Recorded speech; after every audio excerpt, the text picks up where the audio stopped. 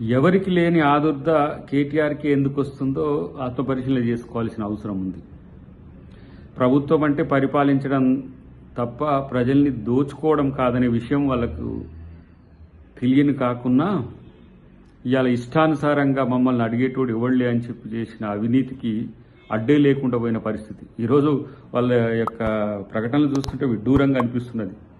30,000 ఎకరాల భూముల్ని రైతుల దగ్గర నుంచి గుంజుకున్న బీఆర్ఎస్ వాళ్ళు ఇవాళ లగచెర్లలో దాని మీద మాట్లాడుతున్నారు. లగచెర్లను మనం క్యాన్సిల్ చేసినప్పుడు కూడా రాజకీయాలు చేస్తున్నారు.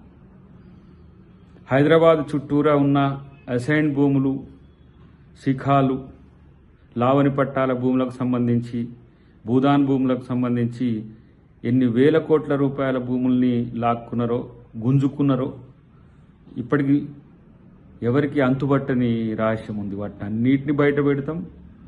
అరెస్ట్ తప్పదని అనే పరిస్థితిలో అరెస్ట్ ఉంటుంది. కాబట్టి ప్రతిసారి నన్ను అరెస్ట్ చేయి అనేది కాదు. డెఫినెట్గా తప్పు చేసిన వాళ్ళ పట్ల శిక్ష తప్పదు. ఈ ప్రభుత్వం ఊరుకునేది కాదు. ఎవరిని కూడా బేర్ చేస్తలేదు కదా. కాబట్టి తప్పులు చేసిన వాడు తెగించిన వానికి ఏదో తెడ్డేలింగం అన్నట్టుగా మీరు ఇష్టానుసారంగా మాట్లాడినంత మాత్రం చట్టంకి అతీతంగా మేము చేసేది కాదు. డెఫినెట్గా సమయం వచ్చినప్పుడు, ఆ సందర్భం వచ్చినప్పుడు అరెస్ట్ తప్పదు.